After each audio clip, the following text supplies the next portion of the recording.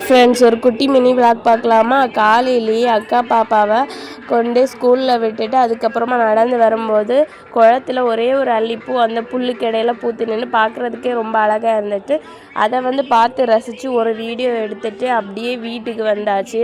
வீட்டில் சிக்கன் எடுத்து வச்சுருந்தாங்க. அப்போ கொஞ்சமாக கறி வைக்கிறதுக்கு தனியாக எடுத்து வச்சுட்டு அதுக்கப்புறமா கொஞ்சம் பொரிக்கிறதுக்கு மசாலா போட்டு வச்சுருந்தேன்.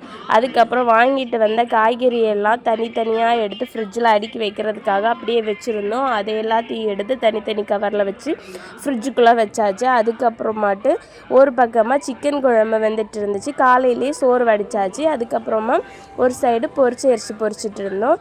அதுக்கப்புறம் நல்லா பொரிஞ்சதுக்கு அப்புறமாட்டு ஒரு தட்டில் கொஞ்சமாக சோறு போட்டு அதுக்கப்புறம் அவரைக்காய் அப்புறம் வெண்டைக்காய் போட்டு வச்சு துவரம் கொஞ்சமாக எடுத்துக்கிட்டு அப்புறம் கேரட் துவரம் கொஞ்சம் எடுத்துக்கிட்டு அதுக்கப்புறமா ஆம்லேட் பொரிச்சு வச்சுருந்தேன். அதையும் தனியாக எடுத்து வச்சு கொஞ்சமாக சிக்கன் குழம்பு அதுக்கப்புறம் பொரிச்ச இறைச்சி எல்லாத்தையும் எடுத்து வச்சு நல்லா சாப்பிட்டாச்சு.